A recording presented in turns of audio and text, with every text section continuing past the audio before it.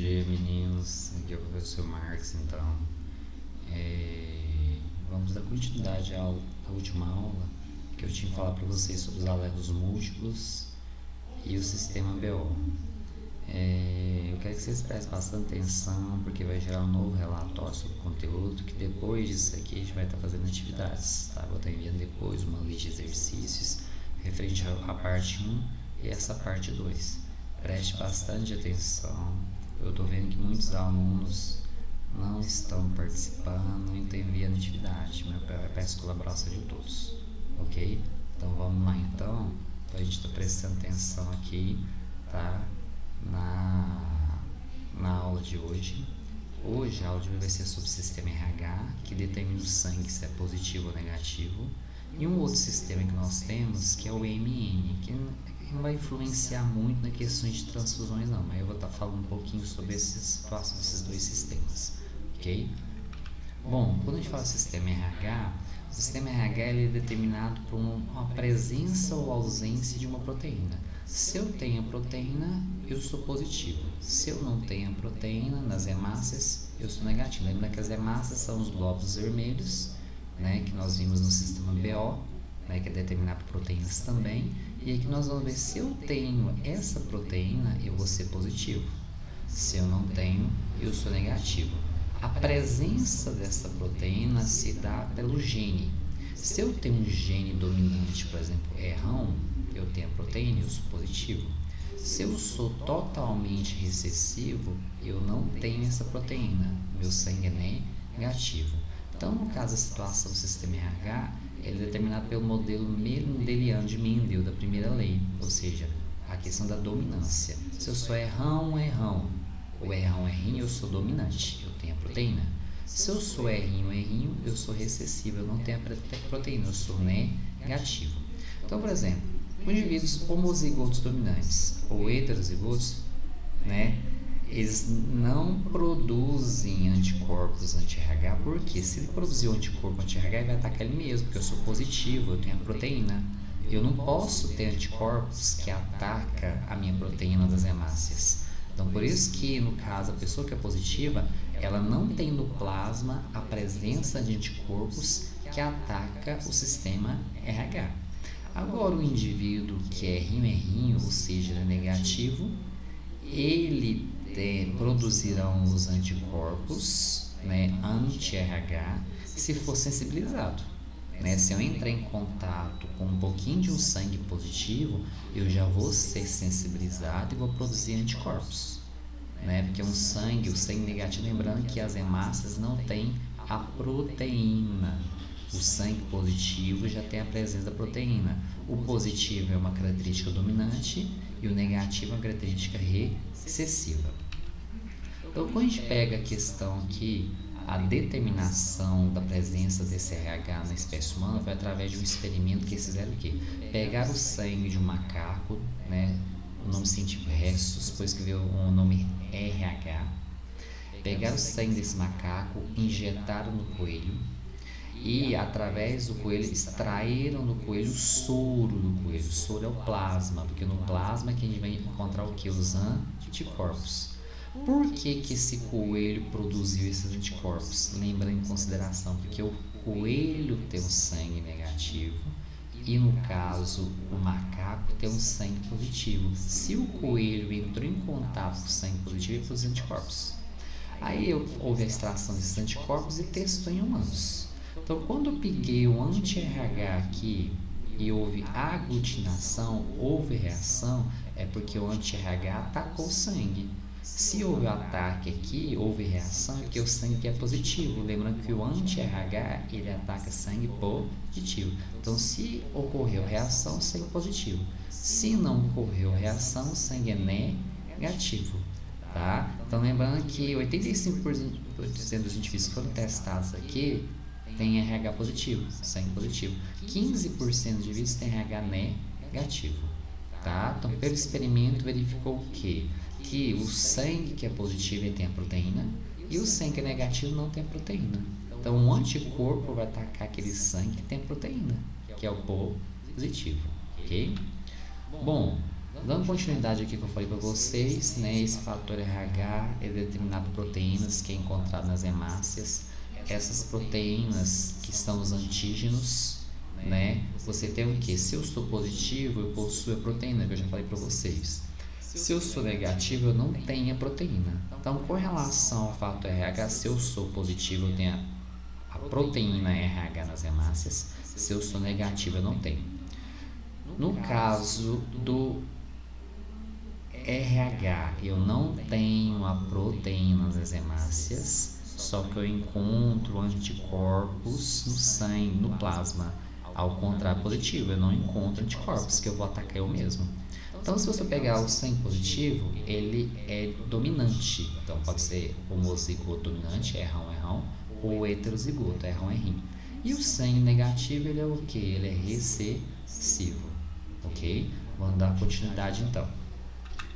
Bom, a outra tabela aqui, né, referente à questão dos genótipos e fenótipos, eu falei para vocês, positivo, dominante, negativo, recessivo. Então, quando eu faço uma transfusão, por exemplo, eu posso o quê? Se eu fazer uma transfusão de sangue positivo para negativo, o negativo já vai produzir anticorpos. Então, ele vai se sensibilizar, porque o negativo ele não pode receber de sangue positivo. Agora, o negativo ele já pode doar para o sangue positivo, né? Porque o negativo, como ele não tem proteína, tanto faz, ele pode estar doando por positivo. Então, aqui você tem aqui uma tabela, anticorpos. O RH negativo produz anticorpo. Ele doa para quem? O negativo doa para os dois, tanto positivo como negativo. Agora, o negativo só recebe dele mesmo, porque se ele receber do positivo, ele vai produzir anticorpos. Aí vai ter o processo de aglutinação e pode ter um choque anafilático, por isso da importância da transfusão sanguínea para descobrir isso aqui. O positivo, ele não produz anticorpo. Se ele produzir anticorpo, ele vai atacar ele mesmo. Então, o positivo doa para positivo e ele recebe tanto para positivo quanto negativo. Então, o positivo ele pode receber tanto negativo quanto positivo. Agora, o negativo não, só recebe dele mesmo. Então, umas observações importantes aqui, nós temos o que? Os anticorpos anti-RH, eles não existem naturalmente, eles são produzidos de acordo com a sensibilização. Então, por exemplo, se eu tenho sangue negativo e eu entrar um pouco com sangue positivo em contato, eu vou produzir esses anticorpos anti-RH, tá? Então, por exemplo, como eu posso estar entrando em contato? Por exemplo, uma mãe que é sangue negativo, por exemplo, no momento do parto, do corte do cordão umbilical, houve a passagem um pouco do sangue positivo do filho para dentro da mãe. Aí a mãe vai ser sensibilizada e ela vai começar a produzir o quê? Então, ela vai começar a produzir anticorpos. Ok? Então ela já começa a produzir anticorpos anti-RH, tá? Então nós temos aqui então a situação, né, que pode estar ocorrendo de acordo com a sensibilização da mãe. Tem uma doença chamada de eritroblastose fetal, ou também chamada de doença hemolítica do recém-nascido. O que acontece assim? Acontece sempre quando a mãe é negativa e ela está gerando um filho positivo. No momento do parto, às vezes, o que acontece? Um corte de cordão umbilical, alguma coisa, um pouco do sangue do feto pode ter em contato com o sangue da mãe. E a mãe, em contato com o sangue desse feto, ela vai ser sensibilizada, ela já começa a produzir anticorpos, né, contra o RH. Então, se isso acontecer, acontece o quê? Quando acontece uma criança nascer positiva, a mãe negativa, para às vezes acontecer a presença dessa doença. Condição: o pai tem que ser positivo para nascer um filho positivo. Se a mãe é negativa, o pai tem que ser positivo para nascer um filho positivo. Então, no momento do parto, então, é a primeira gestação da mulher, a mulher é negativa e ela está gerando um filho positivo. Aí a questão é o quê? Como que eu sou sensibilizado? Ou através de uma transfusão, ou no caso da mulher, que é a primeira gestação dela, né? Se eu receber uma transfusão errada e eu sou negativo, eu recebo um pouco de sangue positivo, eu já vou ser sensibilizado. Então eu posso estar gerando o quê? Produzir anticorpos. Ou a mãe, a primeira gestação dela, ela é negativa, ela está produzindo um filho positivo. E no momento da gestação, acontece o quê? um pouquinho de sangue do filho em contato com a mãe já começa a produzir o que? Anticorpos. Numa segunda gestação, a mãe está gerando agora novamente um sangue positivo e ela já foi sensibilizada, então ela já tem anticorpos. Então esses anticorpos ele vai passar através da placenta e atingir a criança positiva. E quando esses anticorpos atingem essa criança positiva, começa a destruição das hemácias do feto. Aí pode levar a vários fatores como a icterícia, a pele do bebê vai ficar amarelada, anemia hemolítica, a criança vai ter uma anemia profunda devido à destruição das hemácias, problemas hepáticos, liberação de eritroblastos. O que são eritroblastos? São hemácias mal formadas. Aí vai ter o que? A criança vai ter que passar por um tratamento e tudo mais, ok? Bom, aqui é só para estar exemplificando a situação para vocês. Então, bebê positivo, no momento do corte de cordão umbilical, o sangue do bebê entra em contato com a mãe começa a sensibilizar e ela produz anticorpos. Esses anticorpos vão penetrar na circulação do bebê na segunda gestação, por exemplo, e vai estar ocorrendo o que? A destruição das hemácias, que é a hemólise que a gente fala. Eu acabei de falar para vocês. Aqui, essa condição para acontecer toda essa situação que eu repeti você, a mãe tem que ser negativa, ela tem que estar gerando um filho positivo, e lembrando, para ter um filho positivo, o pai tem que ser positivo, tá?